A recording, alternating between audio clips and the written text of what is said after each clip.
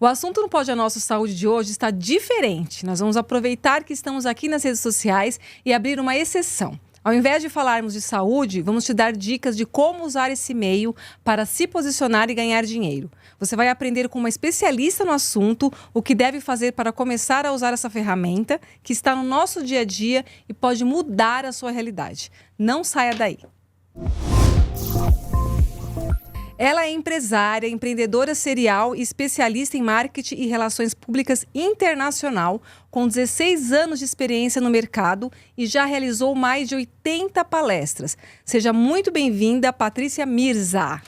Muito obrigada. Obrigada pelo convite. Que bom que deu tudo certo, que a gente tá aqui junto. Eu acredito que o nosso papo vai ser muito bom. Tenho certeza. Até porque hoje em dia a saúde mental e os negócios, elas estão completamente correlacionadas. E como lá no Ceará se diz, falta de dinheiro, liseira, também deixa a gente doente. Ah, sim, é verdade. E vamos aproveitar que a gente está nas redes sociais, que eu acho que é uma ferramenta em potencial, né, Patrícia? Sim. E saber usar, né? Eu acho que existem alguns profissionais liberais ainda que não sabem usar essa ferramenta a seu favor, né?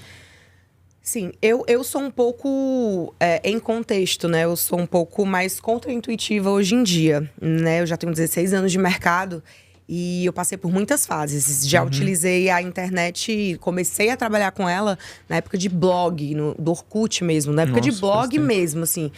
Facebook tava vindo ainda, Instagram não tava nesse momento que a gente vê hoje, né? Ele era só um potencial, não era a potência que se tornou. Mas, utilizando as redes sociais para ganhar dinheiro, eu entendi que é um meio, não um fim.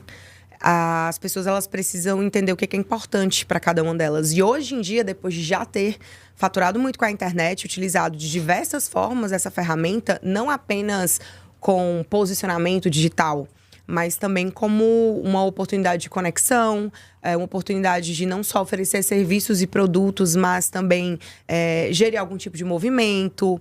E hoje o meu é que eu acredito em pessoas e profissionais que são muito além do arroba. Sim. Não que elas precisem apenas do arroba, mas elas precisam utilizá-lo para que elas não sejam apenas conhecidas, mas que elas se tornem reconhecidas pelas pessoas certas. E eu acredito muito nesse modelo de profissionais, de marcas e empresas. Acho que, além de conhecimento, né, de as pessoas terem conhecimento de quem você é, elas precisam te reconhecer como quem você é, o que você é, né? É isso aí, a sua utilidade, vamos dizer assim, né? O que você pode prestar de serviço. Porque eu vejo que a rede social, no caso o Instagram, não só o Instagram, mas vamos falar dele, que é o principal hoje em dia, pelo menos é o que eu acho. Não sei se eu tô errado. Eu não acho mais. Né? Você não acha? Não. Qual que é? Tudo depende, mas olhando para o momento de mercado que a gente está hoje, obviamente o TikTok, ele é a maior, mas infinitamente a ferramenta mais importante hoje para quem está no mercado atual de comunicação é o TikTok. Nossa, mas você acha devido ao acesso rápido, ou por conta da visibilidade, ou por conta do monetização que está sendo mais alta? Eu acredito que são uma combinação de fatores. O momento de comportamento de consumo que a gente está tendo. Sim. Geração Z, millennials, né? O alfa e etc. Mas, olhando para esse lado, acredito que tudo que dita para os outros toma um lugar de posicionamento. Que é onde você se ocupa. Posicionamento, né? Segundo Kotler, é quando você ocupa, né? Onde o espaço que você ocupa na cabeça das pessoas. Então, o TikTok hoje, ele é case, ele é estudado, ele determina a tendência, ele tem SEO, né, de mecanismo de busca. Hoje em dia, o movimento de criação do TikTok, ele determina literalmente para onde vai a nossa comunicação. Aí existe a segunda camada e outros tipos de ferramentas em redes sociais que não são mais redes sociais, diga-se de passagem, Sim. né? Mas para alguns perfis, depende. Eu tenho clientes que não tem. Eu estava em reunião, inclusive, antes da gente vir, eu estava em reunião com um cliente da Alemanha e que eles não têm Instagram. Eles são uma startup gigantesca na Alemanha, mas eles só usam LinkedIn e X. E X. O X, o antigo Twitter. Eles só usam isso. É porque eles são demodé, como fala, antiquados? Não, é porque eles sabem exatamente para quem eles querem comunicar. Entendi. E comunicar demais, dependendo do seu posicionamento, é perda de tempo, perda de energia. Então, tem interessante, pessoas. né? Demais. Tem pessoas que não interessante. precisam. Eu gosto de ranquear através do comportamento de consumo, mas também, quando você analisa antropologicamente, você percebe que nem tudo serve para todo mundo. Sim.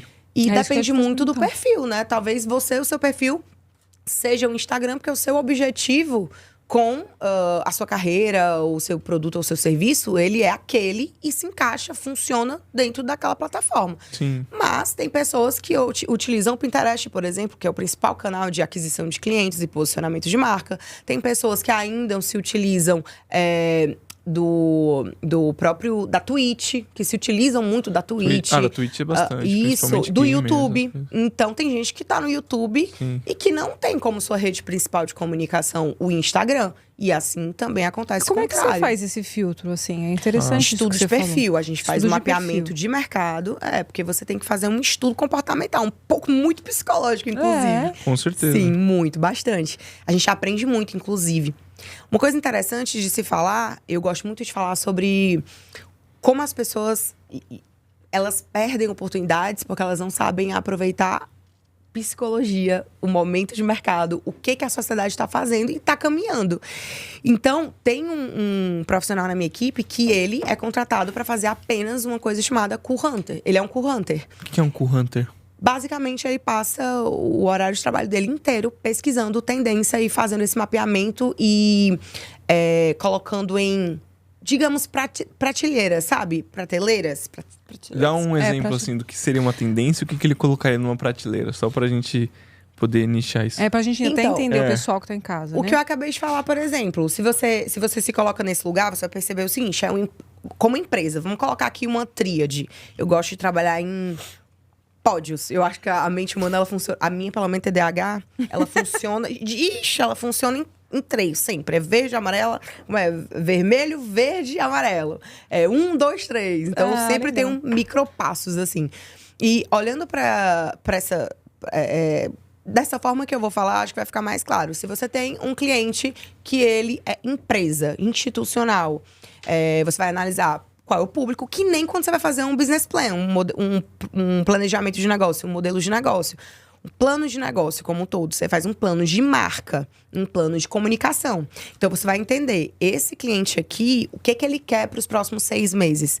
Ele quer ser conhecido ou reconhecido? Ele quer vender ou ele quer aparecer? Porque existem várias estratégias, mas também tem várias táticas dentro de uma estratégia. Sim. E convenhamos, gente... As pessoas precisam ganhar dinheiro primeiro, porque com dinheiro elas se posicionam da melhor forma, porque Olha, elas que conseguem incrível você falar decidir, isso. não é? É. Eu sou, apesar de trabalhar com posicionamento, uma coisa que eu posso garantir pra você é que venda precede o posicionamento. Porque se você tá no meio da rua vendendo um brownie, você tá conseguindo vender, você tá crescendo sua empresa, uma hora você vai ter dinheiro pra pagar um social media, correto? Então, as pessoas trocaram muito isso e elas acham que o posicionamento, ele é sobre você ser... conhecida. E não tem nada a ver, é preço, praça, tem muita coisa que você tem que trabalhar para que o seu posicionamento ele realmente seja consistente e duradouro. E aí, voltando a esse ponto, que você falou, tem uma empresa de tecnologia, fintech, na área de dinheiro. Qual a solução que ela oferece? Então, a gente vai saber quem é que vai consumir. São pessoas que estão na internet? Não. São pessoas que estão fazendo dinheiro o dia inteiro. Eles não têm tempo para scrollar feed de ninguém. Mas você pode começar pela internet a divulgação do trabalho dela. Não, ela começa pelo relacionamento. Pelo relacionamento. Com certeza. E a internet, obviamente, E é uma através ferramenta. da internet, você consegue se posicionar dependendo do perfil de público que você quer atingir. Perfeito. Mas... muita gente, claro, gente, o caminho democrático hoje em dia, obviamente, é a internet como um todo. Então, a primeira coisa que você pode fazer é criar um Instagram de graça, pelo menos criar Sim. até hoje, né? De graça. E aí você pode criar o Instagram gratuitamente, você pode iniciar os seus primeiros passos, comunicar, apesar da entrega orgânica, hoje em dia, muita gente reclama, né? Porque estava acostumado com engajamento. Eu acredito mais no lucro. Você acredita mais no lucro? Eu acredito que engajar é vender. Se você engaja e não tem público, eu tenho um problema com cliente que tem engajamentos absurdos, mas Não vende. não. Como assim? Vamos lá, devagar. Como assim, engajar e vender? É um mundo novo. É muito bom então falar essa. disso, porque bom falar de nós, coisa profissionais nova. liberais e saúde, nós somos péssimos para Não, rede social. Assim, pra rede social Não temos essa educação. totalmente. Mas vocês têm que social entender que como um vocês não têm que ser bons em redes sociais. Vocês têm que ser bons profissionais e utilizar a rede social pra mostrar pronto, isso. É isso que eu precisava ouvir. Mas Sabe por você quê? precisa de profissional. Você não tem que ser bom nisso, que você tem que contratar quem é. Concordo com você, mas o mercado tá cheio de gente o quê? Que quer que você faça o papel do outro, da pessoa que tá por trás disso, e você deixa de ser médico para ser Daí eu sou completamente contra. Então, você entendeu? Influenciador. Influenciador. Mas isso aí também, como tudo na vida, vamos por partes, né? Depende muito também. Porque se você parar pra pensar, eu confesso que eu sou bem resistente a isso, eu acho um absurdo. Mas eu entendo que existem caminhos, bem como uma mudança de carreira, quando você faz uma transição de carreira, tem médico que sai da medicina e vai fazer outra coisa. Ah, sim, tem um monte. sim. Tem transição de carreira. Agora, a questão é, por exemplo, quando você é médico, ou quando você é engenheiro, ou quando você é vendedor, não sei, independente da sua área, se você é arquiteto, eu tenho cliente de todas as áreas. Porque o marketing, ele é o todo. O Instagram é o meio, o LinkedIn é o meio, o YouTube é um meio, o audiovisual, o podcast é um meio de comunicação. Sem dúvida. Então, quando vem um profissional que ele empiricamente vai aprendendo, se desenrolando, porque é muito mais também do que o que você é como profissional. É porque a gente está colocando aqui como profissional. Mas quando você se torna uma marca, de fato, com influência, você está trabalhando não apenas o seu profissional. As pessoas, se você não tiver um carisma, você pode ser uma ótima Sim. dentista e você não sorri pra ninguém, né? Exatamente. É isso mesmo. Então depende muito de como você quer ser visto. Eu tenho clientes, por exemplo, que são institucionais, que têm mais um estudo mais específico, um perfil diferente, né, no autoempresariado, mas eu tenho um perfil de celebridade, de influenciadoras, de marcas, agências, muitas agências. E o que eu percebo? Cada um tem um perfil. E através desse perfil e mapear o mercado e o perfil que o mercado está no momento, olhando para os objetivos, né, a médio e longo prazo dos clientes, a gente consegue criar uma estratégia a longo prazo e utilizar de táticas. Porque em um jogo de futebol, você não ganha por causa da estratégia. Você tem uma tática que tá ali o jogo inteiro movimentando e pronta para mudar a qualquer momento. Já percebeu? Bem Não, como o sim, mercado. claro. O jogo de futebol, se não estiver indo bem... Eu adoro usar exemplo de analogias assim, e exemplos mais tangíveis, porque é mais fácil pra mim Sim. aprender dessa forma, sabe? Até pra explicar também o que eu quero dizer. Mas no futebol eu assisto muito, eu gosto muito de esporte. E aí, na verdade, eu gosto de tudo. Eu gosto de tudo que acontece. Isso tem a ver com um pouco do seu TDAH? Tem tudo a ver com Porque, todos olha, os meus problemas deixa eu te mentais. Eu vi um dia um post assim: quem tem TDAH tem mais chance de voar, né, na carreira. Eu falei, gente, mas calma, quem tem TDAH? Por quê? Porque a cabeça não para, porque tá cheio de ideias, porque tá sempre produzindo. É isso mesmo? Você acha que tem a ver? Eu tenho TDAH e tenho também altas habilidades com superdotação. Só que eu repeti de ano, eu tive toda uma história psicológica, assim.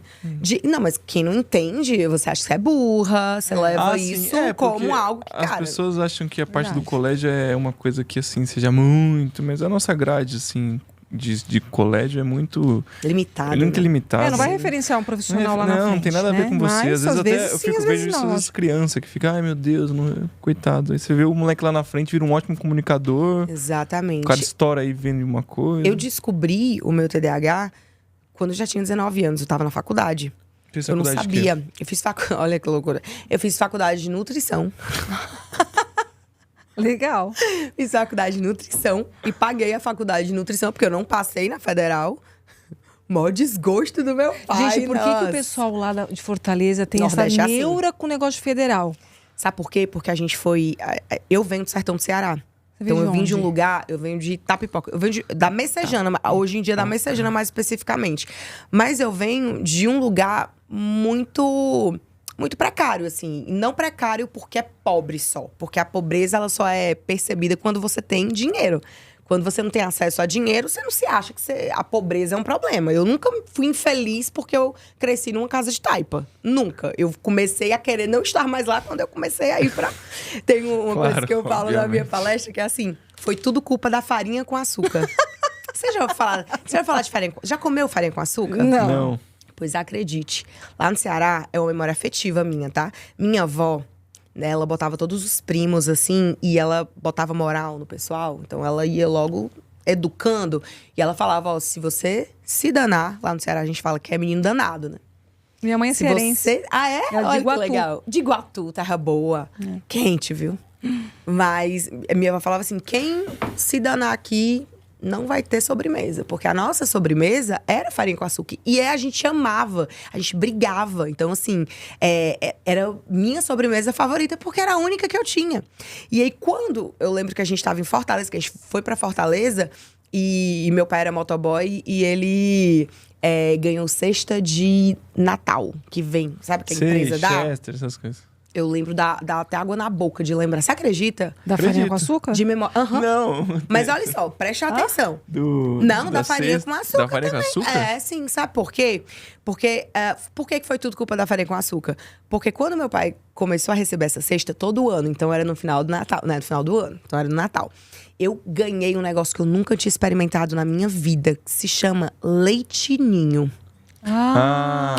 E eu não E aí, meu primeiro contato com leite ninho foi um amor à primeira vista, entendeu? Foi um negócio assim que eu botei na minha boca, eu pensei, gente, eu nunca na minha vida quero deixar de comer isso. Você lembra quantos anos você tinha? Ai, eu tinha uns 6, 7 anos, por aí. Mas eu era bem novinha, assim. Mas eu lembro disso porque era algo muito gostoso, Sim, doce, marcante. né? E aí, eu ficava com muita raiva, porque a gente só podia comer no Natal. Ai, meu pai. E aí, quando eu queria comer... E criança, não importa se é filho de rico ou filho de pobre, não. Quando Nossa. Daqui a pouco apareceu. Olá! Lá vem ele invadindo o podcast. Amor, você me salvou. Gente! Vem cá, amor. Não, vem cá. Vem, por favor, porque minha mãe vai querer que eu te dê um abracinho. Eu tava falando da minha... Ui! Prazer! Prazer. Que honra lhe conhecer. É minha. Sou Patrícia Mirza, viu? Eu não tava enxergando nada aqui, assim, ó. Eu tô olhando, mas eu não tava enxergando. Ele trouxe meu óculos. eu um falei. fofinho. Fofo demais. Eu tava deitado. Não acredito que você fez isso. Se chama amor. Tava. Beijinho. Se chama amor. E aí, Carlos Alberto, tá bem? Tudo bem? Que Tudo. delícia, eu vou enxergar. Ela só não perde a cabeça porque tá presa no pescoço. Nossa, meu marido fala a mesma coisa pra Então, eu mim. acho que eu tenho DDH. Então, mas olha... Acho que também é a nossa vida, que é tão corrida, que é tão... A gente acaba se... A gente é fruto do meio. Então, assim, acaba que a gente se torna um pouco disso. Mas como eu tava falando... E aí, eu tinha isso da farinha com açúcar, né? E aí, quando eu provei o leite ninho... Eu esqueci completamente da bichinha da farinha com açúcar. Pra mim, não tinha mais valor algum. Porque eu aumentei o meu referencial. E eu acho que a nossa vida, ela é feita exatamente disso. A gente tem que estar em constante... expansão de referencial. Mas nem todo mundo tem oportunidade pra isso acontecer. Exato. Se eu nunca tivesse provado leite ninho, eu tava até hoje. Achando... Mas aí foi o leite ninho que fez o quê? Chegar pra minha mãe, querer bater pé, porque não é só filho de pobre. Ou, aliás, não é só filho de rico que dá escândalo, filho de pobre também dá quando quer as coisas. Depende aí. E aí eu fui num mercado e aí eu queria comprar o leite ninho. Minha mãe falou, não, minha filha, só no Natal. Aí eu fiquei louca. Eu falei, sabe aquele show de criança? Ai, quando eu quero ficar rica pra eu ter leite ninho todo dia. Olha só que loucura. E isso me mudou. marcou, né? Claro que Claro. muito depois, né? A gente vai pensar nessas coisas da nossa formação humana mesmo, né? E aí eu comecei a entender que, eu quero leite ninho. E eu comecei a entender naquele momento que eu não queria ser pobre, na minha cabeça. Porque eu tinha entendido o que era ser pobre. Eu não sabia. E aí eu fui pra Interessante. cidade grande, então eu comecei a estudar e me relacionar com outras pessoas. E o meu pai, ele sempre, assim, ele fez tudo que ele pôde. A gente vem de uma família muito simples, mas o meu pai, ele sempre fazia de tudo pra que não faltasse nada. Nunca passei fome, nunca tive nada disso. Sempre fui muito amada, uma família muito estruturada. Glória a Deus, assim, minha família é muito estruturada. Minha mãe, meu pai, minha irmã. E a gente sempre foi muito unido. E a gente sempre torceu e investiu um pelo outro com tempo, com É tentativa, né? E aí eu comecei a entender que eu precisava estudar, mas eu não sabia estudar, eu não gostava de estudar. Eu detestava estudar da forma comum. Que é a metodologia tradicional de escola, que você não desenvolve todas as suas habilidades, não entende tudo que você é, tudo que você tem de potência e potencial. Então eu detestava ir pra escola. Eu só gostava de ir pra escola pra fazer 2 coisas. Uma, conversar com as pessoas. E também pras matérias e pras atividades que eu tinha dopamina, né? Que eu gostava, que eu liberava prazer ali. Era educação física, história. Eu amava. E eu tenho dislexia também, então eu odiava português. Que loucura, né? Roberto também. Eu sou cheia de problema mental, graças a Deus. A gente é marcadinho, mas... E quando que você descobriu esse mundo digital, assim, que favorecia você, com todas essas habilidades que você tem? Eu não descobri, sabia? Porque eu acredito muito que sorte, ela é uma mistura de oportunidade mais preparação. Eu aprendi isso muito cedo. Que se você tiver um e não tiver outro, você não tem sorte. Muita gente vê as pessoas ascendendo e elas falam assim, nossa, essa pessoa teve sorte, né? Sim, sem dúvidas. Mas, na verdade, sorte, pra mim, musicalmente falando, é uma soma, é uma equação de oportunidade mais preparação. Se você tem oportunidade, mas você não tá preparado, você perde a oportunidade. Se você tá preparado, mas não aparece a oportunidade, você continua sem a sorte. Então, você não adianta nada. Agora, quando você começa a se preparar, entendendo as oportunidades que você quer, você para de somente esperar e começa a criar movimento para elas acontecerem. E começa a se movimentar para isso. E aí você encontra a sorte. Concordo. E eu acredito muito nisso. Então não foi o digital que me encontrou, foi o trabalho que me encontrou, sabe? E sempre trabalhei com criatividade porque era o que eu me identificava. E eu sempre servi muito às pessoas. De graça, não importava. Eu tenho um conceito místico, que eu costumo chamar, que é o dinheiro invisível. As pessoas não têm essa visão de ver que existe valor num dinheiro que não existe. Você já parou pra pensar que hoje em dia a gente nem vê dinheiro? Não vê mais. Só que pessoas são oportunidades. E às vezes você tá fazendo uma coisa pra alguém ali, você não tá jogando dinheiro fora. Você tá investindo o seu tempo pra que aquilo ali, em algum momento, pode vir a se tornar dinheiro ou não. Claro. Porque você já imaginou, e aí entra nas viagens, né? Porque você já imaginou o que esse encontro que nós estamos tendo aqui hoje, essa nossa conversa, daqui a 2 anos, ela pode ser sabe, uma árvore de ramificações e que alguém Sem que viu, dúvidas. e isso acontece muito com a minha vida. Eu acho que é porque eu enxergo dessa E forma. até mesmo. o próprio network que a gente faz aqui conversando, se Eu vejo conhecendo. você também como uma catalisadora de oportunidades. Isso é ótimo. Sou especialista em descascar abacaxi com dente. Sabe por que eu falei isso? Porque eu também sou um pouco como você. Aonde a pessoa não vê uma oportunidade, eu vejo. E eu gosto disso. Eu gosto que... Não é questão de desafios, não é isso. Mas é a minha cabeça que trabalha assim. Às vezes eu converso com o Carlos Alberto e falo. Eu vejo que onde eu estou, eu não vou fazer só aquele trabalho que me pediram. Eu vou fazer aquilo e mais aquilo. Eu sempre fui assim. Então eu vou montando Eu sou exatamente automaticamente na minha cabeça, Patrícia. Automaticamente vem as coisas. Ah, porque é isso, porque é aquilo, porque junto, porque é aquilo. Aí sai uma coisa. Apesar que a gente, nesse jeito que a gente tem em comum, eu sou exatamente assim. Eu sempre fui uma pessoa que olhava sempre... Acho que é fé mesmo. Eu sempre tive muita fé que as coisas iam dar certo. Só que eu não esperava que fosse imediatamente. Eu nunca fui imediatista em tudo. Eu sempre senti que o tempo, ele é a única moeda que não volta, né? Sim. É o dinheiro mais caro do mundo. Porque o dinheiro você perde, você tem prejuízo. Agora, o tempo não volta. Sim, a gente sem não dúvida. vai estar mais aqui nesse podcast hoje, tendo essas mesmas conversas. Porque se a gente se encontrar de novo, a gente pode falar sobre a mesma coisa, só que vai ser de forma diferente. Porque Foi outra situação, outro lugar. a gente já vai ser outra pessoa quando sair daquela porta. Porque a gente vai conversar com outra pessoa, aprender uma outra coisa. Sim. Então, sim, eu acredito muito que isso em comum que a gente tem de ser catalisadora nos coloca à frente de muita coisa, mas expostas a muitas pessoas e a muitas coisas também que nos frustram. Claro. Porque a gente acaba, né, encontrando todo tipo de oportunidade e de pessoas. E isso faz com que, às vezes, a gente entregue mais do que receba. E a gente tem que aprender a lidar Sem com dúvida. isso. E gerir, assim, as nossas emoções e as nossas expectativas. Você falou de pobreza. Hoje você é rica? Eu sou bilionária, eu só esqueci a senha do banco. Eu só esqueci a senha do banco. Mas deu pra ficar rica? Não, dinheiro eu tenho mais que o Elon Musk. É? Pela fé. Mas o dinheiro invisível? Ah, tenho igual ele. Adoro. Mas deu pra poder construir? Ai, vou te falar, eu acho que quando eu comecei a ganhar. Eu lembro como se fosse hoje do meu primeiro trabalho que eu ganhei, que eu assinaram minha carteira de CLT, numa agência de publicidade. Eu pagava essa faculdade de nutrição enquanto eu trabalhava com marketing. Eu sempre trabalhei com propaganda e publicidade. Mas eu sempre fui vendedora. Porque era o que eu tinha. Lábia, né?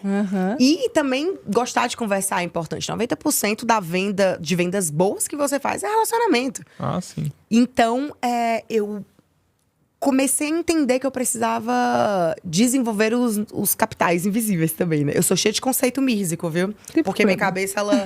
eu sou uma processadora. Você vai me falar um negócio que você me disse, eu vou refletir sobre aquilo e eu vou tirar... É uma andragogia mesmo, assim, de aprendizado. Eu vou tirar aquilo ali e vou trazer a minha visão sobre aquilo e já viram outra coisa. Transformou. Pela sua contribuição. Então, eu pensava muito que eu precisava aprender a vender. E aprender a me vender. Por quê? Porque eu não tinha dinheiro. E aí eu comecei com essa história de, o dinheiro é invisível. Como que eu faço pra conquistar o dinheiro? E eu comecei a estudar sobre os capitais invisíveis. Já vou falar capital erótico, capital social, capital intelectual, capital econômico, cultural. Tudo isso é dinheiro invisível. Foi aí que eu entendi. Eu falei, cara, eu sou cheia de dinheiro. Mas na época, eu não tinha o dinheiro. Eu falei, então eu tenho que fazer um trabalho mais profundo nisso. Para pra pensar comigo, ó. Estratégia pra você que tá liso e quer ganhar um dinheiro. Ótimo, ali, ó. A tua câmera é aquela. Adolescente, jovem, adulto, quem quer que seja. Vou te dar um pensamento místico que eu pensei quando eu tinha, sei lá... Acho que eu tava fazendo 16, 17 anos, porque eu sabia que eu não ia passar no vestibular. Eu tava desesperada, porque meu pai falou, minha filha, 18 anos aqui em casa é igual regime. Trabalho. Você vai, trabalhar, porque você não é vagaba, né? Você vai ter que contribuir. E eu ficava, como que eu vou contribuir? Ninguém vai me aceitar no trabalho, porque eu nunca trabalhei. E eu não passei na faculdade. Eu comecei a entrar comecei a perceber que eu era vendedora. Eu comecei a vender calcinha. Sabe qual foi a primeira coisa que eu vendi na minha vida? Sutiã. Quando eu menstruei. Quando eu menstruei a primeira vez, meu peito começou a crescer, os peitinhos começaram a aparecer. E eu eu não usava sutiã. E eu começava a ver que as meninas... Me incomodava o fato de ver as meninas da minha idade de 11 anos, com os seios crescendo. E ficava protuberante demais. Eu ficava com vergonha alheia, porque os meninos viam, né? E aí eu comecei a o quê? Pedir pra minha mãe sutiã. E aí a gente tinha uma feira, que é a Feira da Messejana, lá no Ceará. Que era ao redor da escola que eu estudava, né? Trabalhava, eu ia falar. Mas se quiser contratar a escola antiga, a gente trabalha com tudo. Mas eu estudava nessa escola, no centro, mesmo centrão de bairro, sabe? E tinha uma feira, que era a Feira da Messejana. Quem é do Ceará e conhece Fortaleza, sabe que tem a Feira da Messejana. E aí, eu tinha uma amiga de escola, que a mãe dela tinha uma banquinha. E a mãe dela vendia tudo que você imaginar. E a gente amava ir pra essa feirinha pra poder comprar, sei lá, ver coisas, sabe? Chaveiro, essas coisas. E ela tinha sutiã e calcinha. E era R$8. Olha, nessa época eu tinha, sei lá, eu devia ter 11 anos, né? Nossa. E aí eu peguei e falei assim, negociei com a mãe da menina. Falei assim, deixa eu te falar uma coisa. Você não quer me vender pra eu levar pra minha mãe ver? E a mãe, ela vem aqui e paga. Eu estudava com a filha dela. Ela achou de bom tom me dar. Eu experimentei. Não comprei, não tinha dinheiro, tá? E aí, eu fui de sutiã pra escola. E aí, dentro do banheiro, na hora do intervalo, eu comecei a confrontar as crianças. Falando assim, gente, como a mãe de vocês não compra sutiã pra vocês? Vocês já são mocinhas. E aí, eu peguei, levantei a minha blusa e mostrei o meu sutiã. No outro dia, todas as meninas da minha sala vieram atrás querendo saber quanto era. Na verdade, no outro dia, não. Saindo do banheiro, na saída da escola, elas pedindo pra mãe. Mãe! Porque eu tava mocinha já, né? Porque eu já tava de sutiã. E aí, elas encomendaram o sutiã pra mim. Eu não tinha o sutiã. Voltei lá e disse assim, olha, eu posso... É tanto. Aí, elas me pagaram. Na saída, algumas pagaram, as mães. E outras não. Mas aí, eu fui lá na banquinha. Comprei o sutiã que eu tava. Porque eu era propaganda. Comprei o sutiã que eu tava. E comprei o sutiã pras meninas com o dinheiro que elas já tinham me pago. E assim, eu fui só uma pessoa que atravessou a rua da escola e foi pegar um negócio que elas estavam precisando. Fiz o meio de campo. Foi a primeira vez que eu vendi. E aí eu entendi. Então, eu não vou morrer de fome. Porque eu sei vender. E isso foi desenvolvendo na minha cabeça. E aí eu comecei a entender o que eu comecei a falar sobre essa forma de você conseguir dinheiro invisível primeiro. Que é, A gente tem alguns capitais. A gente fala isso no estudo de comportamento, até no neuromarketing também, e antropologia. Tudo que você vai estudar que envolve comportamento humano, a gente fala muito sobre sociedade e sobre os capitais invisíveis, né? Que são o capital econômico, que é se você nasce com dinheiro, você nasceu com capital econômico.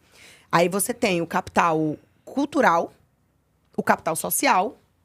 Deixa eu ver se eu lembro de todos. O capital econômico, o capital social, o capital cultural, o capital erótico, que foi o último descoberto, que foi uma teoria que veio da que é Kat. isso, capital Vou explicar. Não é OnlyFans. Não é isso. Não é. Mas Nem aí, sex shop. não. Aí já é um negócio, né? Mas não é... Pode ter capital erótico no meio por causa do approach, mas não tem nada a ver. Os capitais, que eu acho, sinceramente, que hoje em dia são muito mais que esse, sabe? Mas um puxa o outro. Você concorda comigo que se você nasce com dinheiro, você tem capital econômico? Mas você pode ser uma pessoa que não tem capital cultural nenhum. Você pode ser uma pessoa um pouco antissocial e você não tem capital social. Você não tem networking. E você pode ter capital econômico e você não tem capital erótico, você não tem imagética, você não foi provido de beleza ou de interessância, né? De imagem. Interessância. Primeira vez que eu escuto isso. Então, Nilma Guaraci que fala sobre isso. Eu adoro que ela usa esse termo. Interessância. Interessância. É um termo que a gente usa no branding, assim, que não é sobre ser interessante, é sobre gerar interessância, né? Que barato. Eu nunca tinha Muito escutado. bom. Eu gosto de termos assim. tô pensando... Então, agora, se eu nasci pobre, nasci feia, um exemplo. Tô dizendo que eu sou, não. Não é. Se eu nasci pobre, nasci feia, se eu nasci pobre e nasci feia, o que é que eu vou ter? Se eu não vou... Dinheiro não tem, então já acaba o capital econômico. O capital cultural é o quê? Capital cultural não é só sobre dinheiro. Capital cultural é sobre os filmes que você assiste, os programas que você assiste, as viagens que você faz, né? O que você gosta de fazer como hobby. As coisas que você tem interesse, que geram em você algo. Eu falei, eu não tenho dinheiro, mas eu posso ter uma cultura. Então, sempre fui apaixonada por música, cultura, cinema, tudo que era de graça na TV. E eu comecei a entender que eu ia ter repertório, porque eu estava construindo aquilo, mesmo que dentro da minha possibilidade. Com capital cultural, você concorda que uma pessoa interessante, ela gera um relacionamento mais legal. Com certeza. Então, eu comecei a ter bons relacionamentos. Por quê? Porque eu também procurava estar perto de pessoas com o mesmo que eu desenvolvia em mim. Não era só ter dinheiro, eu queria pessoas com cultura, com capital intelectual aguçado, que fossem muito mais inteligentes e interessantes do que eu. E isso acontecia, podia ser no ponto de ônibus ou num shopping. Sim. Eu sempre fui essa pessoa de estar conversando. Então, eu sempre gostei de gente. Então, eu falei, então se eu tenho capital cultural aqui. Então, eu posso desenvolver dinheiro através do meu capital social. Comecei a entender que eu poderia gerar negócios com isso. Com o dinheiro que aquilo me gera, eu posso trabalhar o meu capital imagético, né? O meu capital erótico. Então, eu posso começar a me cuidar mais, eu tenho mais acessos até pelo capital social, eu consigo ter oportunidade de ter amigos e colegas médicos, arquitetos, donos de loja, que você vai ter acesso mais a uma bolha social que você não nasceu nela. Sim. E eu fui buscando isso. Então, eu comecei a perceber que, para eu conquistar o capital econômico, eu não precisava ter o dinheiro. Eu já tinha ele se eu tivesse um dos capitais invisíveis ou quisesse desenvolvê-los. Foi aí que eu percebi que relacionamento era a chave e me dedicar a ser interessante. A entender um pouco de tudo. Não ser a melhor em nada, mas ser, sabe, a pessoa que consegue conversar e ser interessado nos outros também. E aí foi facilitando, porque aí eu comecei a entender que, olha só, aqui, se eu não sei muito de uma coisa, eu preciso aprender um pouco sobre isso, mesmo que eu não goste. Eu só quero saber para saber se eu gosto ou não. E aí eu fui tentando buscar estar nos lugares que eu queria estar perto de pessoas que eu queria ser. Eu comecei a modelar mesmo. Então, quando você pensa que não existe o dinheiro na sua mão, é porque você não está trabalhando, você não está se esforçando o suficiente para desenvolver a pessoa pronta para receber esse dinheiro. Porque não é todo mundo que está preparado para ganhar dinheiro. Também tem isso. Eu acredito muito nisso. É verdade. Mas essa teoria do capital foi você que criou? Não, você, não. De, Isso é um uma, estudo, é uma... De capital erótico, se eu não me engano, foi Catherine Hakim. Se eu não me engano. Tá. São através de experimentos, de estudos sociais. É muito legal você entender um pouco. Eu gosto muito. Eu acho que você falou uma coisa que eu penso também. Eu acho que tem gente que tem preparo para ganhar o capital em dinheiro, digo, mas não tem pro capital cultural. Eu acho que tem gente que tem dinheiro, mas não tem preocupação na cultura. E, tipo, muita gente hoje em dia, assim. Na verdade, é a maioria. É a maioria, eu acho que tá... Não vamos generalizar, mas assim, a gente vive Tem num bastante país gente. que as pessoas valorizam a ignorância. Muito. Incrível. Né? E pra gente começar no digital, tá? Você trabalha no mercado global, né? Então, o digital, ele te abriu, assim, portas e portas pro mundo, né? Não. Você não fica só... Não é isso? Não. E aí Você não fica só Eu vim restrita, aqui pra não? desmistificar isso. Claro, por isso que eu Tá te certo. trouxe. Sabe por quê? Porque eu fico vendo, e isso é uma coisa muito minha, sabe? Eu acredito que... Se eu tô falando muito, eu acredito. Glória a Deus. Mas assim, é que, como eu falei, nada é um fim, tudo é um meio. Nós somos o meio. E quando você... Eu tenho 34 anos, né? Então... Eu não comecei a trabalhar quando tinha internet. Se amanhã aconteceu um apocalipse zumbi, eu tô vendendo o banheiro da minha casa pro povo se esconder. Entendeu? Eu não vou parar de trabalhar e ganhar dinheiro por conta de um cenário. Você precisa ser adaptável. É importante e, meu Deus, eu não consigo nem explicar o quanto o digital, e eu digo o digital, não as redes sociais apenas. E é isso que eu gosto de desmistificar. Porque se você tem ferramenta na mão naquele período... Né? Vamos dizer que há anos atrás o Carlos Alberto não estava numa televisão com uma câmera que talvez você consiga com mais facilidade ter um podcast hoje. A equipe dele estava dispondo de ferramentas que naquela época eram as melhores. Assim, a internet, eu sou a geração e a última geração, né? Que viveu a virada do século. A gente viveu a virada digital, porque eu sou da época que não tinha internet... E eu vi internet de escada, eu acompanhei essa virada. Então, eu entendo que ela só melhora, né? Refina-se. E daqui a 10 anos vai estar totalmente... Com certeza. Tudo. Mudada, né? Porque é tudo um ciclo que se renova, mas ele é sempre o mesmo. Se você parar pra pensar, toda tendência, em tudo, ela volta. Assim, na moda. Na moda você vê os anos 2000... Aí volta o que ninguém... Calça capri. Na época que eu era pré-adolescente, o pessoal usava calça capri. Eu penso hoje em dia, Deus me livre de usar calça capri. Na minha adolescência eu achava lindo. Hoje em dia, quando eu vejo, tá todo mundo disseminando. Aquelas sneaker que chama, aqueles tênis que pareciam bota, mas era tênis. Todo mundo odiava. Na época que eu era novinha, virou uma febre. E hoje em dia voltou de novo, depois de quantas décadas? Por quê? Porque, bem como... A nossa sociedade, eu penso assim. Você concorda comigo que é um ciclo. Ele fica girando em volta de si mesmo. A diferença é que ele se adapta ao que é descoberto, ao que é aplicado, o que é validado e o que é utilizado. Então, sim, o digital ele é importante. Redes sociais são importantes, mas elas não são mais redes sociais. A rede social hoje, ela voltou a ser o que antigamente era. Importante. Relacionamento presencial, depois da pandemia, por exemplo. Então, é uma união. Eu acredito muito no poder do combinado, sabe? Da união. Eu sou uma profissional boa, ou eu tenho ideias boas. A internet, ela te facilita se você não tiver dinheiro. Mas como que você junta uma marca a uma... Vamos dizer assim, Uma pessoa? como que você une isso? Como que você une uma marca a uma pessoa? A pessoa tem valor, a pessoa tem valor agregado, né? Ela está bem posicionada e existe a marca. O valor agregado de uma pessoa não significa que ela precisa ser o valor agregado da marca. O contrário pode acontecer. Exemplo, eu posso ser uma influenciadora, como hoje em dia você não tem mais... tem uma coisa que o CEO do Instagram, ele falou, eu achei muito interessante numa palestra que eu vi. Que ele fala assim, se eu não me engano foi ele que falou. Ele falou que se as marcas não virarem creators, vão perder para os creators que estão virando marcas. E isso ele falou há uns 4, 5 anos atrás. Ou seja, previsão de comportamento. E aí, e eu amo Cool Hunter. Isso é Cool Hunter. Você tá prevendo pra onde a sociedade tá indo e o comportamento, porque ele vai ser o mesmo, só que diferente, entende? Entendi. Vai se comportar, mas só que diferente, se adequando.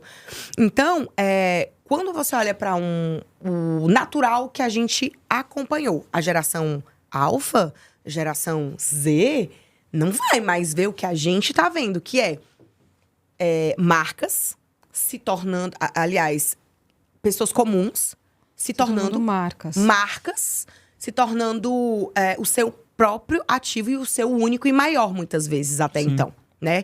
E aí, essas pessoas que se tornam marcas riquíssimas pelo seu ativo ser elas, elas não vão ser sustentáveis, porque elas vão cansar. Elas vão cansar, ninguém consegue. Você viver da sua própria imagem apenas, e sem uma estratégia muito bem feita, é romantizar a internet. Por quê? Porque se você parar pra pensar, todos os influenciadores e todos os maiores, os iniciantes, assim, sabe? Os que foram pioneiros, todos eles são empresas com várias marcas, eles viraram hubs. Então, vamos colocar, na minha época, assim, que eu já trabalhei, tipo... Iniciou em YouTube, Camila Coelho, né? O pessoal que é blogueira, assim, né? Camila Coelho, Camila Coutinho, a Bruna Tavares, gente, tem Jade Picon, muitas que são do início, assim, também. Bianca Andrade, a Boca Rosa. Todas elas foram construindo a sua marca pessoal em cima dos seus gostos pessoais, das suas habilidades pessoais e do quanto elas tinham a atenção das pessoas sobre ela. E elas foram criando uma comunidade. Só que são muitos anos e eu trabalho direto com essas pessoas. Elas não aguentam mais, porque elas querem liberdade. A liberdade não é só o dinheiro, ela é você poder fazer com que o dinheiro não seja um problema.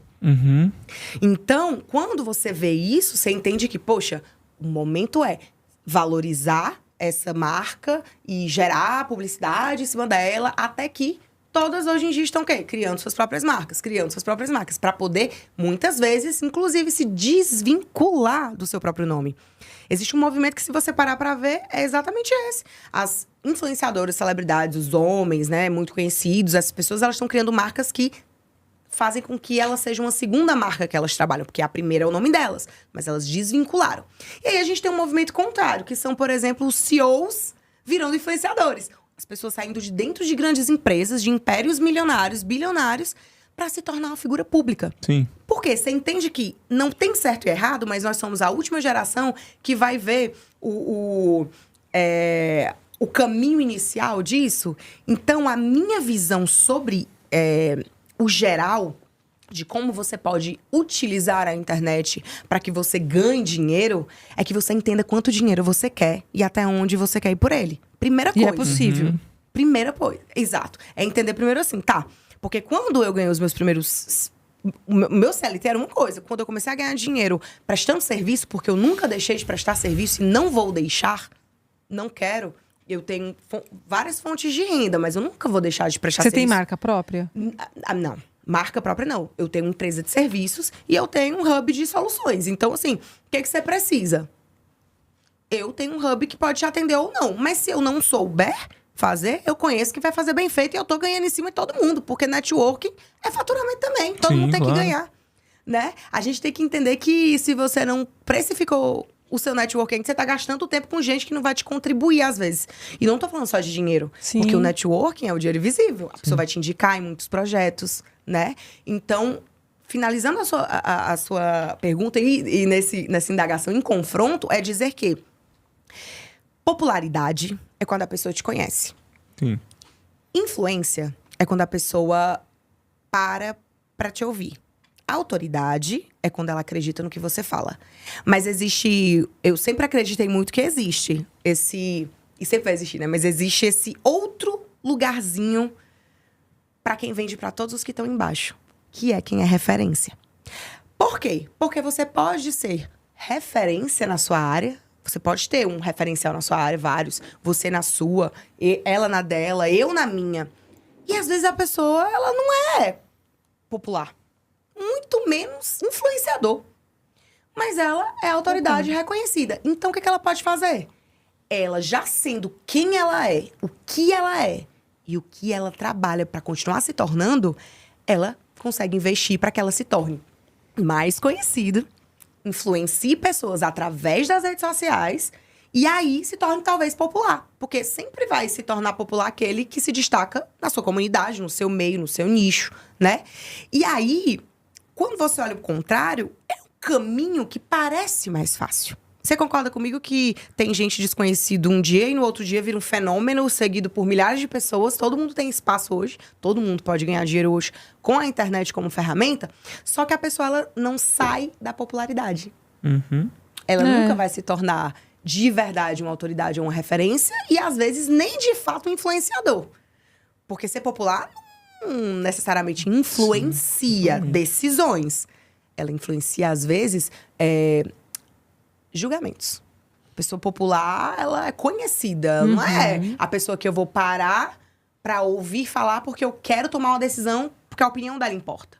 Mas você acha que, por exemplo, se não tivesse vindo digital, você hoje está globalmente, você não teria atingido globalmente? Você estaria só aqui numa região, regionalmente? Não.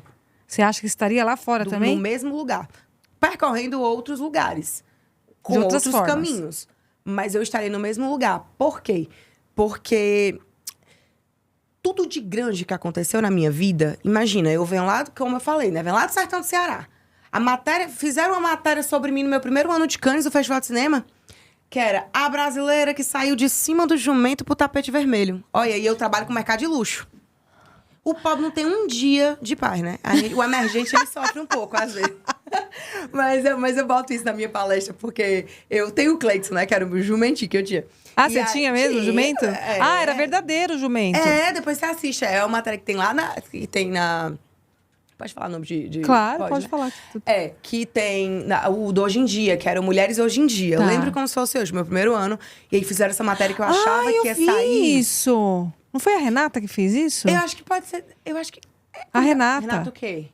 Eu não sei o sobrenome Ai, eu dela. também sou Mas é péssima. do Hoje em Dia. Que é a produtora. Que é a jornalista. Ela mesma, foi. Ela é maravilhosa. É, eu sei quem é. E aí, ela me procurou. A gente fez essa matéria, ficou incrível a matéria, mas eu não tive coragem de assistir, porque eu tava em Cannes ainda, né? E aí, eu só recebia mensagem do pessoal lá do sertão, da Itapipoca. O pessoal, Patrícia, você me representa. Cara, eu fiquei impressionada. E aí, quando eu vejo, o melhor era o headline. Gaga, disléxica, TDAH, desacreditada, saiu do sertão. Porque sempre tem a jornada do herói. Eu digo, meu povo, tenho muito orgulho da minha história, mas também não é assim não, né? Vamos devagar. E aí, quando eu me perdi, inclusive, vamos voltar para o ponto que eu não tô medicada. Não, global. O global, Você chegou sim. no global mesmo sem digital. Sim, porque quando eu comecei a trabalhar com o que eu trabalho hoje, você não faz ideia de como eu utilizava literalmente a internet como uma ferramenta de e-mail. Eu sempre utilizei ferramentas ao meu redor. Então, eu era muito adaptável. Eu via oportunidade. E sabe o que eu fazia? Eu não esperava chegar pra mim. Sabe o que eu fazia? Eu comecei a ver as blogueiras na época, eu bem nova. E elas precisavam de pessoas pra escrever no blog, ter ideias de conteúdo e tal. Sim, sim. E ninguém... Era geralmente jornalista, que cobrava muito mais caro naquela época. Eu começava a prostituir mesmo um pouco o mercado na minha época. Eu tinha 17 anos, 18 anos. Eu fazia o quê? Olha, eu tenho ideias e eu vendo minhas ideias. E aí, eu comprava barato. Aí, eu ganhei uma câmera de foto de um namorado que eu tive quando eu tinha 16 anos. E aí, eu comecei a vender foto para as lojas de bairro para colocar em panfleto. Eu começava a fazer ensaio fotográfico, gestante, aniversário, R$50, R$100, não importava, eu queria dinheiro. Só que aí eu comecei a perceber, cara, isso é interessante. Eu amo fotografia, né? E cinema. E aí, eles começou a aparecer pra mim, porque eu já tava me preparando pra oportunidade. E quando começou esse movimento na internet, as blogueiras começaram na época de Tárcia Naves, começavam a postar Sei. fotos. Começou a iniciar esse movimento de você entender que no início todo mundo virava um pouco, né? Eu já olhava como uma oportunidade. Eu disse, daqui a 3 anos isso vai dar dinheiro. E eu comecei a oferecer de graça pra eu fazer o vídeo, foto. Eu fazia tudo, até venda. Eu começava a vender as meninas em troca de permuta mesmo, pra elas fazerem academia de graça. Coisas. Ah, você começou a fazer uma ponte. Eu comecei a ser útil pra elas. Eu comecei a mostrar que eu tinha influência. Mas eu não tinha, eu tava criando. Elas se interessavam, elas tinham interesse. em mim. Porque, poxa, a Patrícia tá conseguindo as coisas pra Claro. mim, eu tô sendo beneficiada. E elas começaram a me procurar. Até que elas começavam a fazer como modelo mesmo de bairro, de marcas. E aí elas cobravam como se fosse ensaio de modelo. E eu falei assim, cara, a gente devia viajar pra praia pra fazer um editorial. Eu não sou fotógrafo de editorial, tá, gente? Nem nada. Mas pode botar pra fazer que eu vou fazer. Eu disse assim, rapaz, a gente vai entender pra atender. A gente deu a ideia, viajou pra uma praia lá do Ceará. E aí eu fiz parceria com um hotel de graça e eu dava os conteúdos pra eles colocarem nas, Olha, nas que redes sociais. Não, na época, em revista, essas Uhum. coisas que eles tinham impressas. E eu trocava pra ficar o lucro, aliás, o custo baixo. Só que o que acontecia? Quando eu comecei a fazer isso, eu percebi, caramba, eu ganhava uma comissão. Porque eu dava de graça. Eu ganhava uma porcentagem muito baixa, de um valor baixo. Só que eu tinha acesso, porque todas essas meninas que eu trabalhava, elas tinham uma coisa que eu não tinha. Capital social. Elas eram de famílias mais abastadas. Elas tinham relacionamentos interessantes. E era isso que eu queria. Pertencer um pouco. Pra poder me reconhecer ali de alguma forma. Ser útil. Então, quando eu entendi... O primeiro projeto que eu fiz que eu ganhei dinheiro, e que foi o meu primeiro contato com o mercado internacional, e aí, disso você tem razão, sim, facilitou, mas não iria ser a única forma, foi quando eu falei assim, eu quero viajar o mundo. Meu pai falava, pobre não viaja de avião não, que cai. Que horror! Você é doido, negócio de viajar de avião? Eu falei, eu vou viajar o mundo. Eu não tinha dinheiro. E aí, eu comecei a fazer foto pra pagar meu passaporte. Eu ia fazer 18 anos. Eu falei, quando eu fizer 18 anos, eu vou fazer uma viagem internacional. E eu fui pra Israel. Minha primeira viagem internacional, o meu sonho era conhecer Israel. Eu sou cristã, né? Então, e eu sou muito curiosa. Eu queria conhecer a Bíblia. Eu queria entender que tá bom. Mas e aí? Como é que esse cabo passou aqui e botou o mapa pra abrir no meio? Eu quero saber qual é o mar. Eu sempre fui assim, curiosa, né? Legal. E aí, eu fui pra Israel. E eu disse... E eu passei 1 ano pagando essa viagem. Fazendo foto desse jeito, desse trabalho que eu tô te falando. Na segunda vez, o que eu fiz? Eu comecei a perceber que as marcas estavam se abrindo pra pagar cachês. Pequenos, mas se abrindo mais. E eu entendi que as marcas de atacado da época, elas queriam fazer... pagar, porque elas iam ter o custo de editorial num estúdio ou de um editorial normal, né? Que a gente sabe que hoje em dia é caríssimo, inclusive. E aí eu comecei a oferecer o seguinte, cara, a gente vai fazer uma viagem pro Chile, que é barato ali. Então vamos fazer o seguinte, em vez de você pagar o editorial lá pra 350 milhões de equipe, paga pra gente metade, tanto que a gente leva e te entrega tantos looks em alta, com foto, vídeo, não sei o quê. E aí eu vendia pra eles, eu lembro que eu vendia, sei lá, 5 mil reais por marca. A gente levava 50 marcas. Só que o problema era o seguinte, é que eu chegava na influenciadora, na época, na modelo, e eu chegava pra ela, quanto que você quer de lucro nessa viagem? Aí ela falava, se eu viajar com tudo incluso, eu só preciso... eu só quero viajar. Aí eu falava, não, quanto você quer de cachê? E aí elas falavam, 5 mil reais, 10 mil reais. Pra elas, jovens, né, era muito dinheiro. Eu falei, opa, peraí, então quer dizer que o dinheiro aqui agora tá na mão diferente. Não é mais na influenciadora, é na minha. Na sua. E aí, quem era o que Exato. tinha um poder? Eu ia nas marcas, fechava, batia as minhas próprias metas, pagava as influenciadoras, E ficava com lucro. ficava com lucro e me relacionava. Porque eu ia nos hotéis, eu conhecia a PR do hotel. Aí eu entendi o que era relações públicas. E fechei o meu primeiro contrato para abrir o mercado. Eu fiz uma consultoria para um hotel em Paris, que me abriu portas nos hotéis do mundo inteiro, que foi uma grande porta que abriu. Porque eu vi um problema ali. Eu via que eu sempre tinha parcerias em hotéis. Permutas. Todo mundo hoje já sabe como é que é. Isso era... Gente, é muitos anos atrás, assim. Então, os hotéis, eles queriam trocar pernoite, né? Mas eram hotéis 5 estrelas, né? Queriam trocar pernoite pelo conteúdo, pelo post, pela divulgação. Só que eu comecei a perceber que... Eu comecei a fazer Fashion Week por causa dos hotéis, que eu conheci o PR, né? O Relações Públicas. E, cara, é uma desencadeia. Então... Sim, a internet, ela foi uma ferramenta... Facilitadora, talvez. Mas eu acho que se eu não tivesse desenvolvido essa percepção de... essa oportunidade aqui que eu tenho, como que eu posso fazer pra acontecer? Que tática eu vou usar pra viajar pro Chile? Que tática eu vou usar pra conhecer Paris sem pagar? E conhecer gente lá? Então, se não fosse essa, seria outra. Mas, com certeza, a internet... E aí, pra fechar esse ciclo... A internet, ela é muito importante hoje, porque é onde está a atenção e é onde está o dinheiro. A atenção, hoje em dia, é onde está o dinheiro, tá a atenção, né? E quando eu me comporto dessa forma e me porto, a minha postura é essa sobre isso, é porque eu já passei por todas essas fases. Então, eu prefiro dizer que você tem que ser muito além do arroba para que você consiga permanecer nele. Muito Entende? bom, muito bom. Nossa, uma aula, né? Sim. O Alexandre passou aqui com o tempo que já esgotou. Eu já tinha percebido. Mas é uma coisa que eu faço sempre porque dá sorte, tá? Ah, é? Nas minhas palestras ultrapassar também o eu sou tempo? expulsa, é sempre assim. Muito bom. Mas uma curiosidade até minha, dentro de tudo isso que você falou agora, você acha que ainda tem mercado para isso que você desbravou lá atrás? Ainda tem isso? Ainda tem espaço? Quando tiver carro, tem gasolina. Se for elétrico, vai ter o posto de elétrico. Enquanto tiver gente com sede, tem gente vendendo água. Muito bom. Eu acredito que o mercado, ele tá para quem quer tá nele, sabe? O Brasil, ele pode ter muita gente falando que falta emprego, mas não falta trabalho para ninguém. É só você não ter vergonha de trabalhar. Porque difícil é diferente de trabalhoso. Tem muita gente que fala que é difícil conquistar as coisas, mas não quer se dar o trabalho. E, na verdade, essa consciência, ela precisa ser tomada. Por todo mundo que tá aqui, inclusive. Parem para se perguntar. Se eu puder deixar uma mensagem Isso que eu gostaria de perguntar para você. Se eu puder deixar uma mensagem para vocês, Mirzica, será que... Agora eu entendi a Mirzica. É Mirza. É porque eu sou Mirza. Eu falo que é um conceito místico, é uma coisa da minha cabeça. Porque eu ia falar, eu o não que é tinha isso? Explica entendido pra até todo mundo o que é agora isso. místico. O que é místico? É porque É uma você coisa é da minha Mirza. cabeça. Eu achei que fosse uma coisa mística. Não! É porque o meu nome é Ela Patrícia falou Mirza. Mirza, Aí eu fala falo que coisa é um mística. conceito mírzico, mirzicamente Você, falando. criou um próprio verbo. pra você Dialeto falar. meu.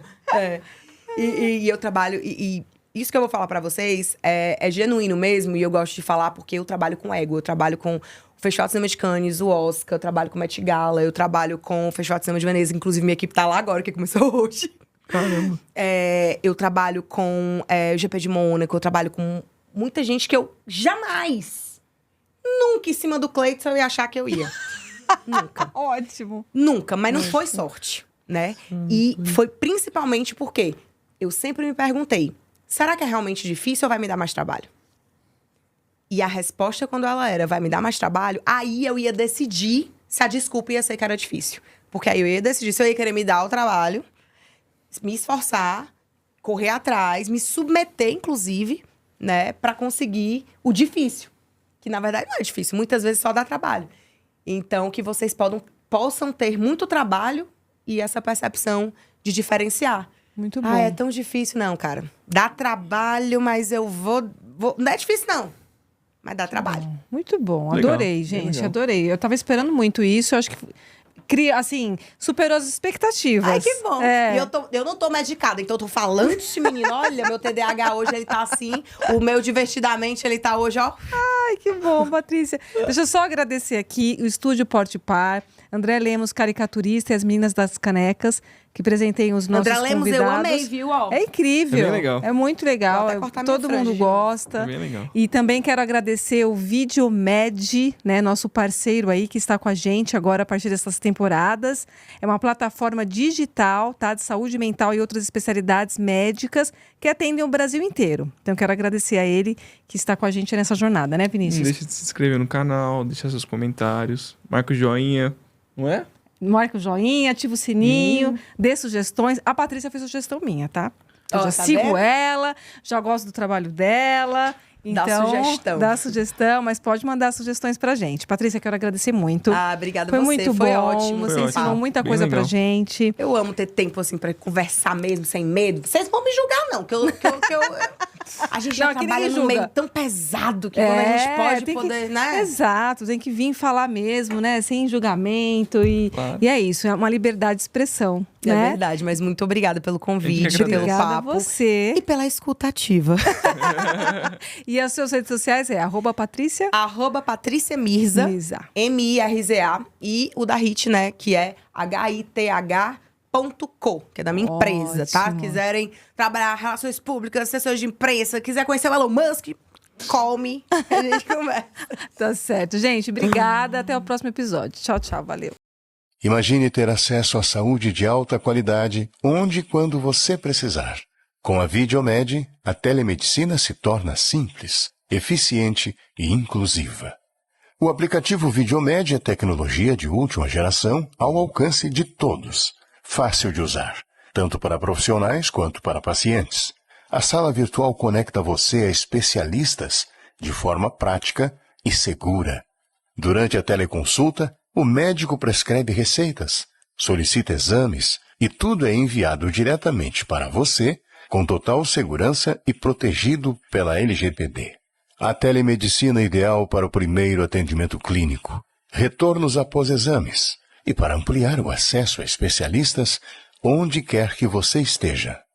Mais do que tecnologia, a Videomed está transformando o cuidado em saúde no Brasil.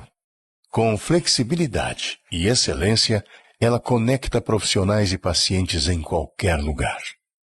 Com a Videomed, clínicas como a Doutor Ideal lideram o atendimento no Distrito Federal e estão prontas para expandir por todo o Brasil. É tecnologia, eficiência e parceria de verdade. Transforme a experiência em saúde. Baixe agora o app da Videomed, a telemedicina mais inclusiva do Brasil.